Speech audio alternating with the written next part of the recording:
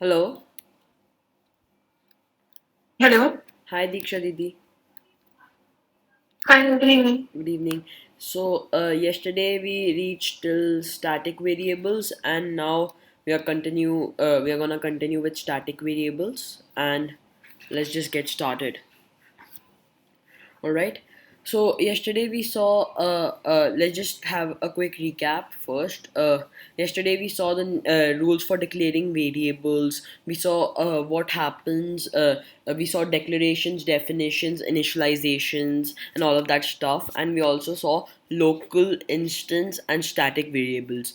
We looked at local variables and instance variables in detail, and now we are gonna see static variables in detail, right? So static variables are also known as class variables. Their other name is also class variables. So these variables are declared similarly as instance variables. So they are declared.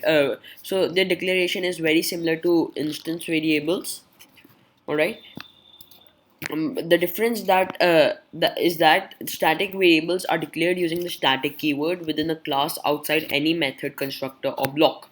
So they are not inside any block, and they have the static keyword before them, right? So they are just there's the same instance variable declaration, but there's a static keyword before them to show that the variable is a static variable, right? So so over here we are on uh, right. So these variables are so they are very similar. So uh, static variables are created at the start of the program execution and destroyed automatically when execution ends. So when the program is executed, then the static variable basically is destroyed, and when the program execution starts, then the static variable is defined. And I think I missed this point over here. Unlike instance variables, we can only have one copy of a static variable per class, irrespective of how many objects we create. So unlike instance variables, we can only have one copy of a static variable. So this means that over here in an instance variable b, if we have two objects of this class gfg, then we'll have b separately for each object of that class. But in static variables, that is not the case. If we have static integer a, then static integer a will be there same for both the objects of those of the gfg class. So when I change a, it will be the same for both of the objects, or any object created for from my GFG class. So any object created from my GFG class will have the same value for the static variable, right? So we read this point that they are Oh, created right. So they are created at the start of the program execution and destroyed automatically when the execution ends. Alright, so initialization of static variable is not mandatory. So initialization of a static variable is not mandatory. So its default value is 0. So if you don't have initialization, is the part where it's allocated a memory location or and a value. So giving it a value is not mandatory, right? And its default value is always 0. So an integer static variable's default value is 0, right? So if we access the static variable like the instance variable through an object, the compiler will show the warning message that it won't halt the program. And it won't halt the program. The compiler will replace the object name with the class name automatically. So what they're saying over here, as a static variable is accessible on the class name, so you have to access it like gfg.a, right? So if you try to access it from an object of the class, if like x is an object of gfg, so if you say x.a, then what will happen, the compiler will throw a warning message. It won't halt the program, it will throw a warning message, and it will replace the object name by the class name automatically. So static variables are always only accessible on the class. So if you try to access a static variable on on the one of the class's objects, so the compiler will give a warning, and it will automatically replace wherever you are using the object name, it will replace that object name with the class name uh, All right. So if I have an x object of GFG and I say x dot a, so x will automatically get replaced and a GFG will come there. So we'll have GFG dot a, right, and a GFG dot a's value will be displayed. And if we access the static variable without the class name, the compiler will automatically append the class name. So if you use the static variable without the class name, it will automatically add the class name before the it will automatically append the class name. So if you access the static variable without the class name, the compiler will automatically append the class name. Alright, so now we're gonna see the difference between instance and static variables. Right, so each object will have its own copy of the instance variable, whereas we can only have one copy of a static variable per class, irrespective of how many objects we create. So every object of a class will have its own copy for an instance variable, but for there will be only one static variable for each object of your class. So if I have an a static variable, that will be the same for your every object of the class, but if I have a b instance variable, that will be different for each object of the class. Then we have changes made in an instance variable using one object will not be reflected in other objects, as each object has its own copy of the instance variable. In the case of static, changes will be reflected in other objects, as static variables are common to all objects of a class. So here they're telling that an instance variable, like you have an instance variable b, for each object that will be a different instance variable. So if you have in one object the instance variable value is 10, it's not necessary that in another object the same instance variable's value will be like 10 itself. It will be different, or it can be different, right? So if you have an instance variable whose value is 10 in one object, it's not compulsory that the same value will be there in another object. But with static variables, it is the value will remain same for all the objects of the class. So if I have an a static variable whose value is 10, then it will be 10 for all the other objects also, right? So uh, it will definitely be the same for all the objects of your class in which the static variable is defined. Right, so we can access instance variables through object references, right, and static variables can be accessed directly using the class name. So we can access instance variables, they're saying, from the object, right? So we can access them from the object. Like if you create an object of the GFG class A, then we can access its instance variable from the object itself. But static variables can be accessed directly using the class name. So if you have a class GFG, we can directly access your static variable using the class name GFG.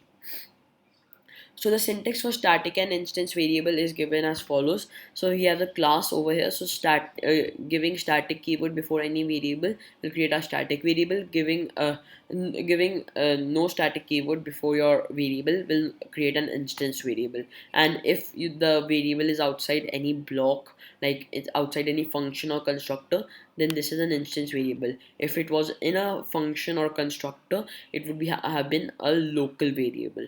So in this chapter, we saw declaration, initialization, definition. We saw about local variables, instance variables, static variables, and then we also saw the rules for declaring variables. Right. So now we can move on to the next chapter, loops. So I hope everything is clear in the variables chapter. Yeah, it was clear. All right. So we can now move on to C++ loops. So we have also seen loops in our basic course, but we are gonna see about loops in detail in this chapter. So in programming, sometimes there is a need to perform some operation more than once, or say n number of times. So you may want to perform some operation 100 times, 1,000 times, or 10 times, right? So you may have to perform one operation more than once, or n number of times. So loops come into use when we need to repeatedly execute a block of statements. So for example, suppose we want to print hello world 10 times. This can be done in two ways, right? So this can be done using loops or using the manual method.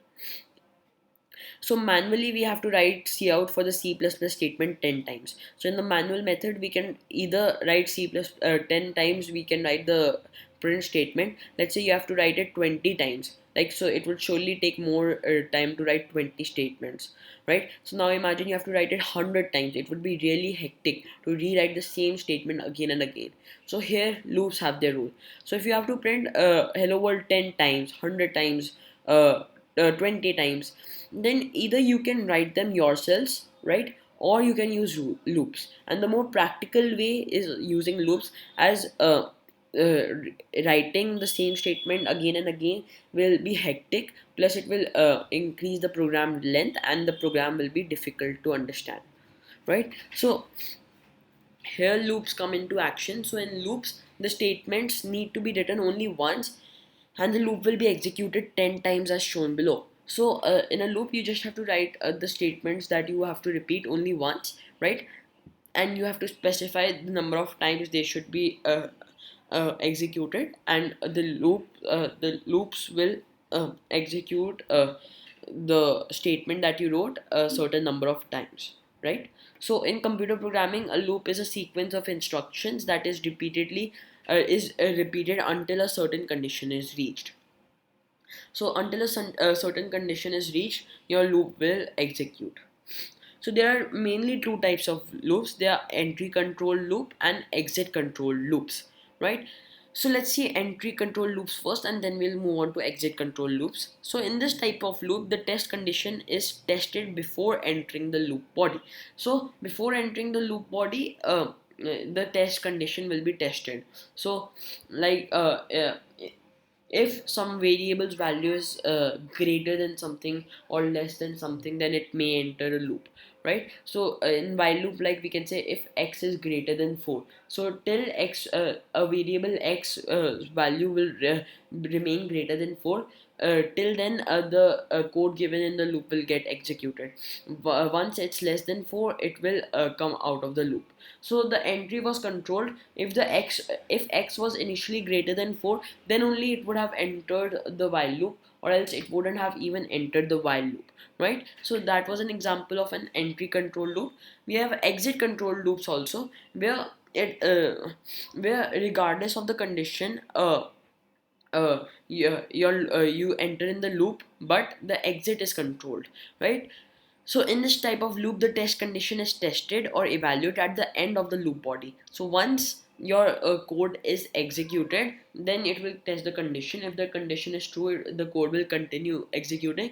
If the test condition is false, then it will come out. So in entry control, entering the loop was controlled, and in exit control loops, exiting the loop is controlled. So therefore, the loop body will execute at least once, irrespective of whether the test condition is true or false.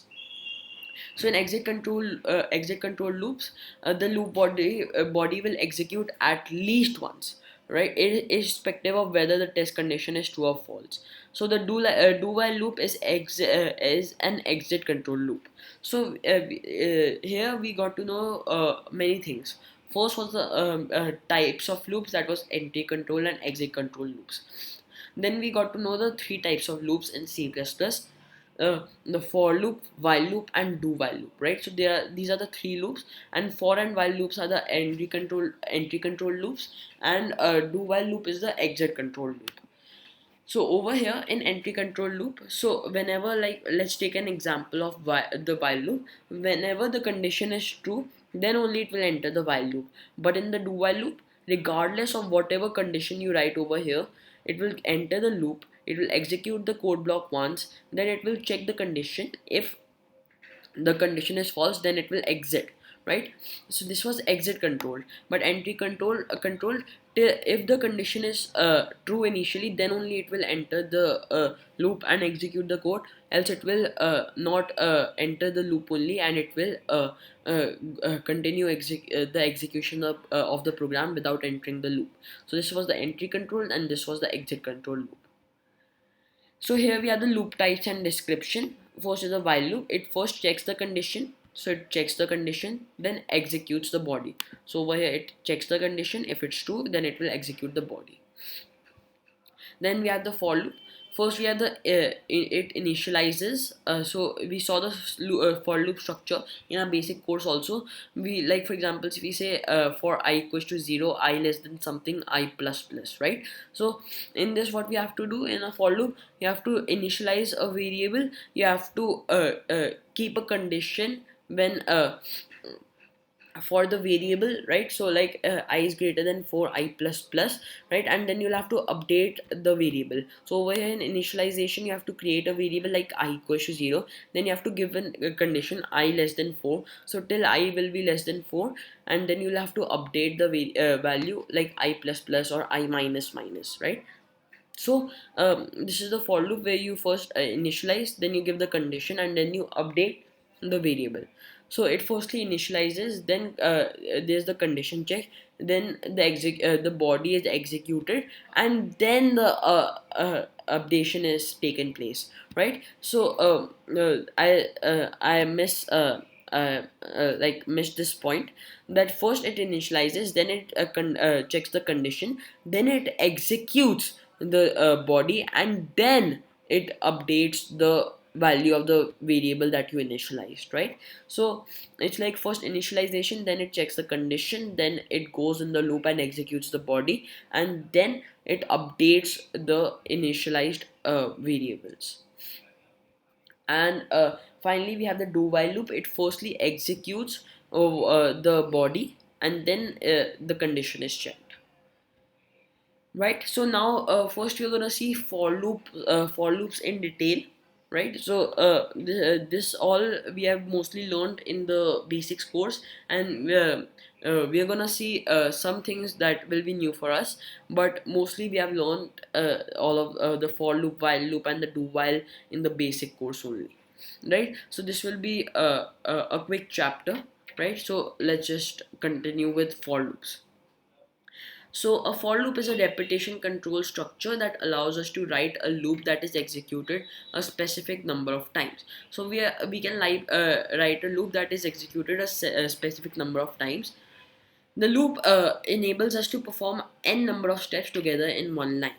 So here's the syntax for initialization of the expression. Then we'll test the expression, and then we'll update the expression after the body of the loop is executed. So first initialization, then testing the expression, then it will execute the body. If the expression evaluates to true, and then it will update the expression. Right, so here's the explanation of the syntax. That the initialization statement, this statement gets executed only once at the beginning of the for loop. You can enter a declaration of multiple variables of one type, such as int x equals to 0, a equals to 1, b equals to 2. These variables are only valid in the scope of the loop, right? So these variables are only valid in the scope of the loop, and outside the loop all the variables that you initialize won't be valid. Variables defined before the loop with the same name are hidden during execution of the loop. So for example, you initialize the variable x in the loop, and you also have an x variable outside the loop. So it will only consider, the loop will only consider the x variable that you initialized over here in the initialization expression. It will hide the x variable that is outside for the loop, right? So if you initialize x equals to 0 in the for loop only, then your x, if there is an x variable outside, that the loop will not see, right? And it will ignore the x variable that is outside the loop, that is declared outside the loop, right? Next, we have the condition. This statement gets evaluated ahead of each execution of the loop body and aborts the execution if the given condition gets false. So once you initialize the variable, if your test expression over here evaluates to false, then it won't enter the loop body. If it is true, then only it will enter the loop body. So that's the condition. Then the iteration execution. So this statement gets executed after the loop body, right? So once your body of the loop is executed, then the iteration then this statement will get executed ahead of the next condition evaluated unless for loop is aborted in the body by break, go to, return, or an exception being thrown. So over here what they're saying that once your body is executed, the expression is updated if you don't exit the loop in between, like using break, go to, return, etc. Right? So we saw break, return, right, and exceptions, but we didn't see the go to keyword, right? So we are gonna see the go to keyword that will be new for us in this advanced course. So notes, the initialization and increment statements can perform operations unrelated to the condition statement or nothing at all if you wish to do. uh, so over here the condition statement can be completely different from the initialization and updating expression, right? It can be nothing, it can be like nothing related to the test expression also, right? But mostly in for loops, the initialization expression and the update expression are related to the test expression only, right? But the good practice is to only perform operations directly relevant to the loop, right? So a variable declared in the initialization statement is visible only inside the scope of the for loop.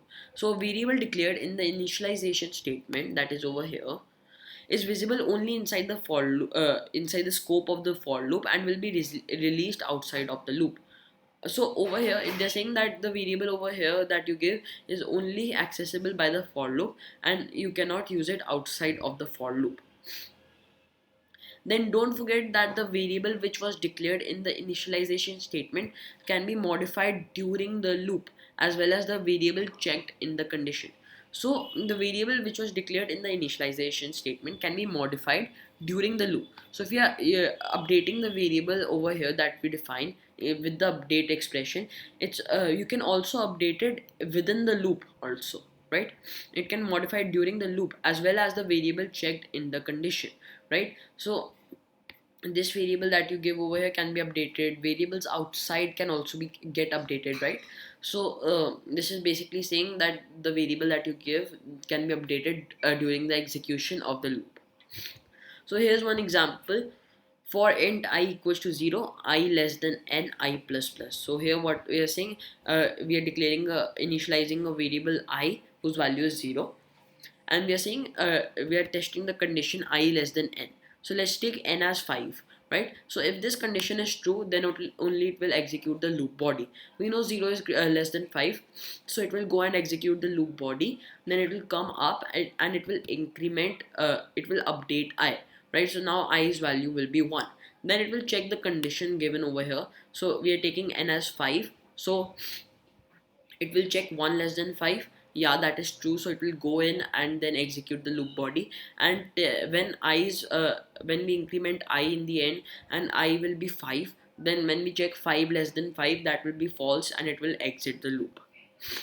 We have another type of loop, the for each loop, in which we give an element of an array, right? So we get one by one elements of an array and then we can perform some action on the elements we receive, right?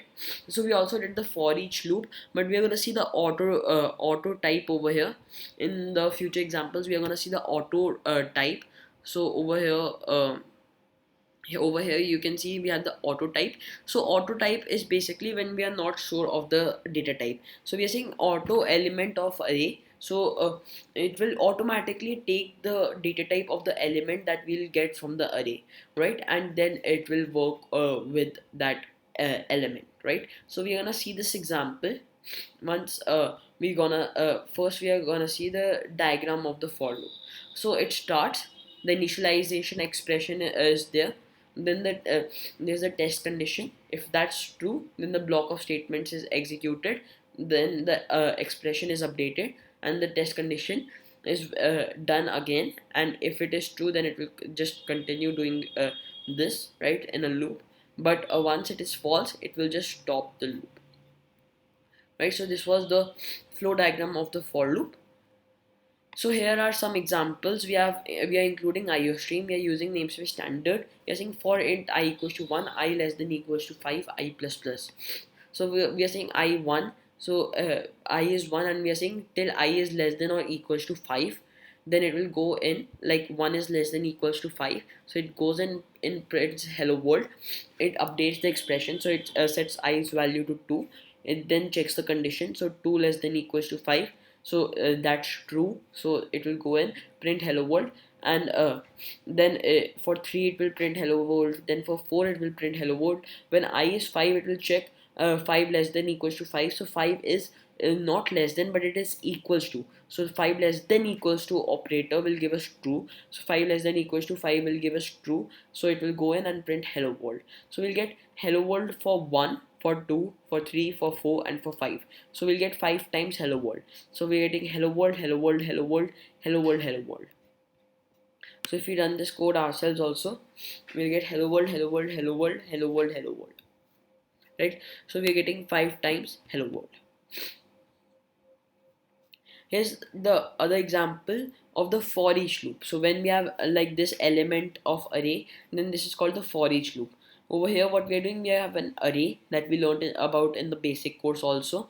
We are creating an array. Arrays, if just a quick recap, array is a collection of elements, right? So we are saying this is an integer array that is containing all of these elements, right? So integer array means that all the values in this array will be integers, right? And then we are saying for auto element in array. So auto element is basically saying that take the data type of the element you receive from the array automatically, right? So if you don't know the data type of the element in array, it will automatically take the data type. So the data type of the elements is int, so it is effectively saying over here int element of array. So first it will get the first element, then the second element, the third element, then the fourth element, then the fifth element, and it will so on get elements till the end of the array. So first it will get the first element, then it will show, it will go in the loop body and it will execute the loop body. Over here in the loop body we are just printing the value of the element, then it will go back and take the second element and then execute, then the third element, then the fourth element, and till the end it will take each element and execute the value of that element, right? So we'll get 40, 50, 60, 70, 80, 90, 100. Let's just run this code ourselves also. So this is called the for each loop. So 40, 50, 60, 70, 80, 90, 100. So for loop can also be valid in the given form. So this is also a valid for loop. Over here what we have three initialization expressions: I equals to 0, j equals to 10 and k equals to 20. We are saying I till I plus j plus k is less than 100. Then we are saying increment j, decrement k, and increment I by k. So this is a example of a for loop where we have three initialization expressions, right? So we are using three initialization expressions and we have three updating expression. We are update in update we are updating all of these three variables that we initialized, right? So over here what will first happen, I plus j plus k is 30, so 30 is less than 100, so it will go in, it will show the value of I, j and k, so it will show 0, 10 and 20. Then it will update the variables, then it will increment the value of j, so j will be 11, right? It will decrement the value of k, so k will be 19, and it will say I plus equals to k. So k is 19 now, so it will set the value of I to 19. So I and k are 19 and j is 11, so we'll get 19, 11, 19, right? So after updating 19, 11, 19, if we add those, we'll get 38, 48, 49. So 49 is not 49 is less than 100, it's not equals to or greater than 100, it's less than 100, so it will go and execute the body. Then it will so on go, and when the sum adds up to 100 or more than 100, then the execution of the loop will stop. So this was a new example for us where we had three initialization expressions and all of the expressions we are updating. So is this example clear?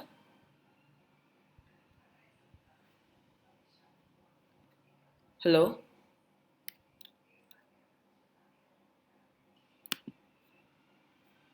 Hello?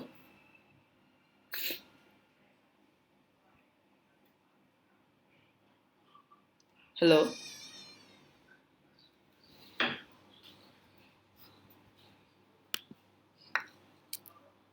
hello,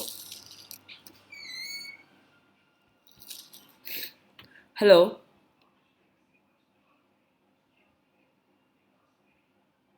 Uh, are you able to unmute, Diksha Didi? Sorry, wasn't in language. Oh, all right, no problem. So I was just asking if the loops example where we had three expressions, if that was clear. Yeah, it was clear. All right. I'm so sorry. I'm not able to present. It's all right. So next we have example of hiding declared variables before a loop is so here let's just see the example. So over here what we have I equals to 99, and then we also have the initialization of I inside the for loop, right? So now the compiler won't get confused which I to use. This I that is declared outside the for loop is hidden for the for loop, right?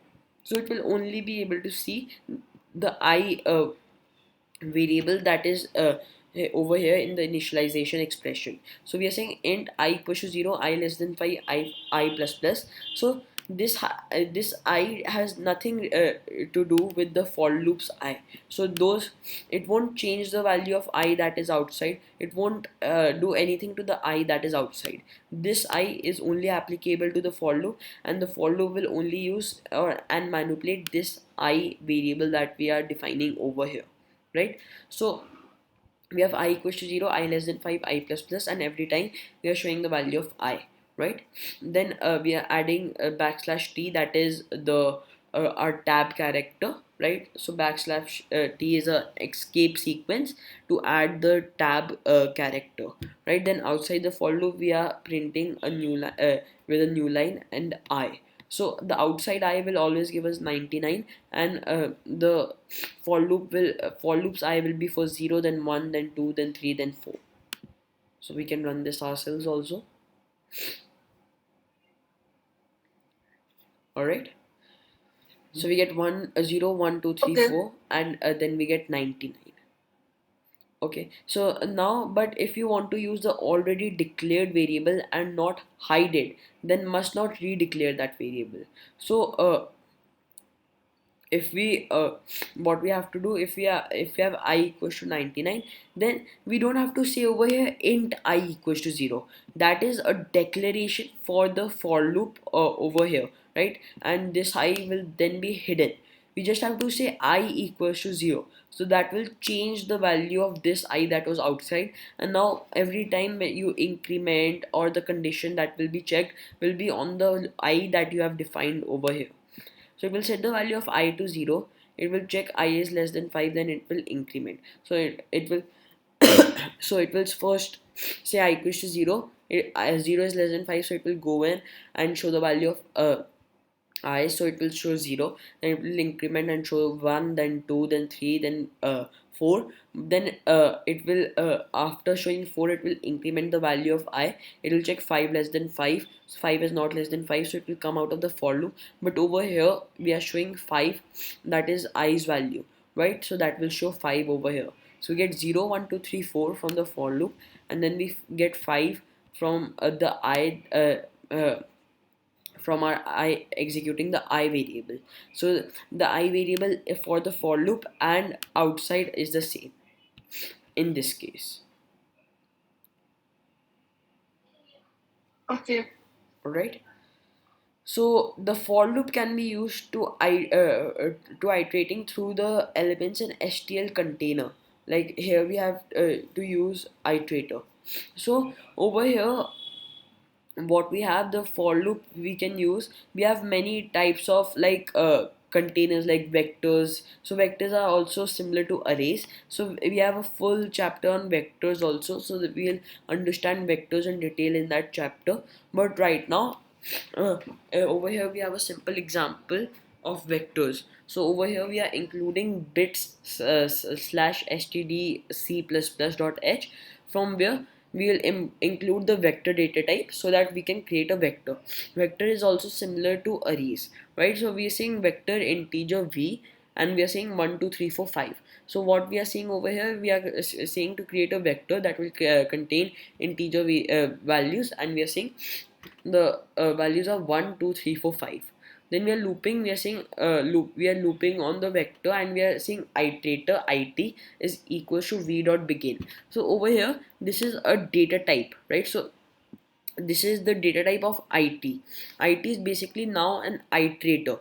So to loop on a vector, we can't just loop on it normally. We have to say a vector, and we have to specify the data type of which the vector is created. So over here this is an integer vector, so we have to say vector int, and then we have to take out its iterator, and this is a data type vector int iterator, and the variable name is it, and we are saying v dot begin, right? So we are saying that go on the beginning value using the iterator, right?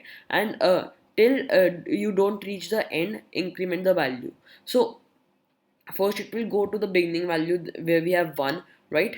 Then uh, we'll check if it is not the end. So no, it is not the end, so it will go in. We are saying star it. Now star, if you remember, we use for dereferencing, right? So it is basically giving us a memory location that we are dereference, so it was giving us a memory address where our vectors elements values are stored, right? And we are dereferencing that to show the value. So over here, first it is giving us the memory location of 1, we are dereferencing and showing 1. Then it's incremented, so in the next memory location we have 2, we are dereferencing that to get 2.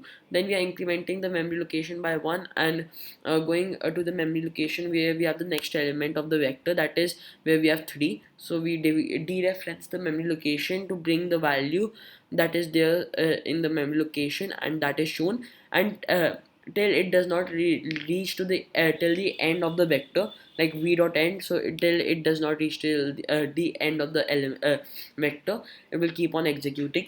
And this is how you can show every value of your vector collection. So we have 1 2 3 4 5, and we are showing separately, we are showing 1 2 3 4 5 by looping on our vector. So we are gonna see vectors in detail also in future chapters, right? So is this much clear? The basic of what is happening over here, that we are creating an object it of this iterator data type of vector int. We are beginning, and then till we don't reach the end, we are incrementing the memory location. We are getting the memory location of our values in it, and we are dereferencing that to get the exact values that are there in the memory location. So is this part clear? Yeah, it's clear. All right. So one more thing, if we over here, if we try to edit the code, if we had a string vector like string, or let's just say a bool vector, right? So we can say bool over here, and let's just say true, false, true, true, right? Then over here also, the iterator object that we'll create will be of the vector bool only, right? So if we are saying vector bool over here, then we'll have to say vector bool only before iterator. So we'll have to use the iterator of vector bool only, right? And this will work normally like it worked in the case of integers. So we get 1 0 1 1 because true is a representation of 1 and false is a representation of 0. Or you can say 1 is a representation of true and false is a representation of 0. Right? So when printing true, we saw in the basic course also that we get 1, and when printing false we get 0. Right? So this was it for this class, and we'll continue with while loops in the next class. Okay. Right, so I hope you like the class, and let's just continue tomorrow. Yeah, thank you. Thank you. Bye.